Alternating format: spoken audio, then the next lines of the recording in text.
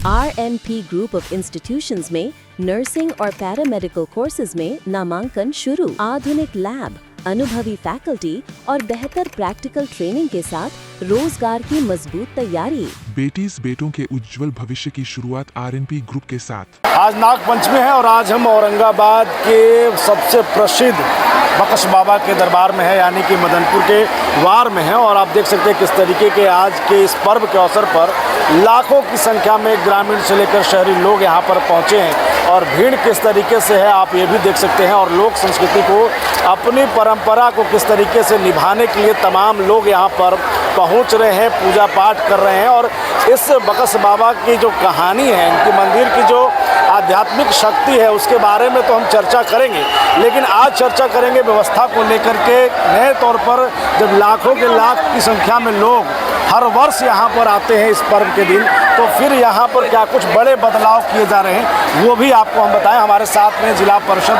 और इस क्षेत्र के सबसे लोकप्रिय समाज सेवी शंकर यादवेंदु जी हैं। स्वागत है बुलेटिन में। बहुत बहुत धन्यवाद आपको।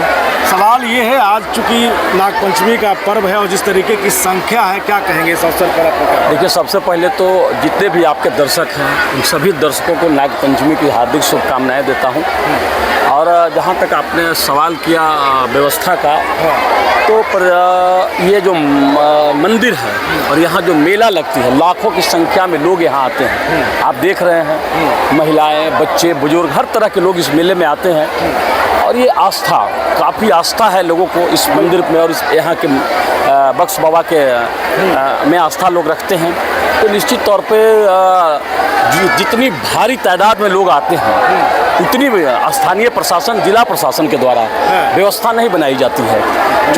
चूँकि हम लोगों ने कमेटी के द्वारा एक आवेदन दिया गया था, हमने एक जनप्रतिनिधि होने के नाते जिला पदाधिकारी को भी इसकी सूचना दी गई है, रिटर्न आवेदन दिया गया है और हमने उस पर अनुशंसा भी किया है। और हमने कहा है कि मेले में जो भी श्रद्धालु आते हैं कोई अनहोनी न हो, इसके लिए एम्बुलेंस की व्यवस्था हो, कोई अगलगी जैसी नहीं है, फायर के लिए अग्निशामक की व्यवस्था हो, इस तरह की कोई व्यवस्था जिला प्रशासन, खास करके जिलाधिकारी द्वारा नहीं किया गया।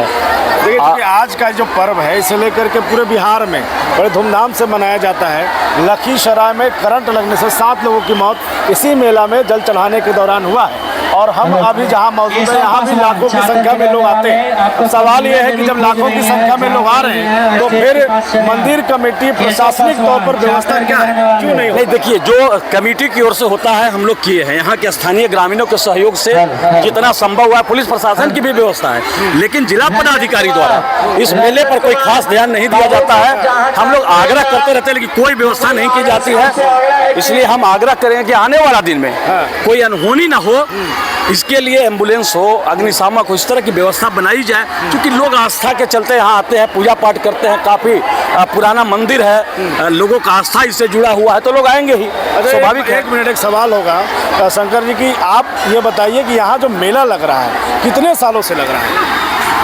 हमको याद नहीं है, लेकिन लोग बताते हैं सैकड़ों सालों से लग रहा है। औरंगाबाद में दर्जनों महोत्सव होता है, तो क्या बकश बाबा को लेकर के जब लाखों की संख्या में लोगों की भक्ति यहाँ पर आए, लोग एकजुट होते हैं, तो लोक संस्कृति, कला संस्कृति के लिए यहाँ एक महोत्सव नहीं होना चाहिए था? इसको बढ़ावा बिल्कुल। देखिए, कला संस्कृति विभाग और पर्यटन विभाग राज्य के सांस्कृतिक, ऐतिहासिक और धार्मिक धरोहरों को देश दुनिया के स्तर पर लोग जाने, इसके लिए राज्य में विभिन्न तरह के महोत्सव कराती है। तो हमारा भी मांग है कि चूंकि बक्श बाबा का जो मंदिर है, इनकी जो महत्ता है, सांस्कृतिक और ऐतिहासिक और धार्मिक जो महत्व है, इस महत्व को देश और दुनिया के लोग जाने, इसके लिए कला संस्कृति और पर्यटन विभाग को संयुक्त रूप से इस तरह का बड़े पैमाने पर महोत्सव का आयोजन किया जाना चाहिए, ताकि इसका प्रचार प्रसार हो सके और देशी पर्यटक यहाँ आ सके, यहाँ आस्थावान लोग आ सके, श्रद्धालु आ सके।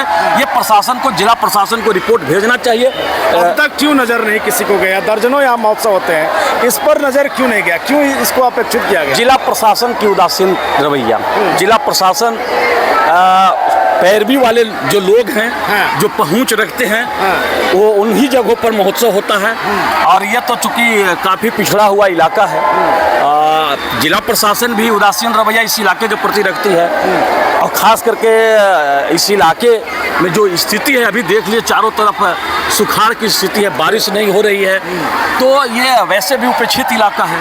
हर दृष्टिकोण से इस इलाके का उपेक्षा किया जाता है। तो हम जिला प्रशासन से मांग करेंगे कि आने वाला दिन में इस जगह पर बख्श बाबा महोत्सव का आयोजन हो।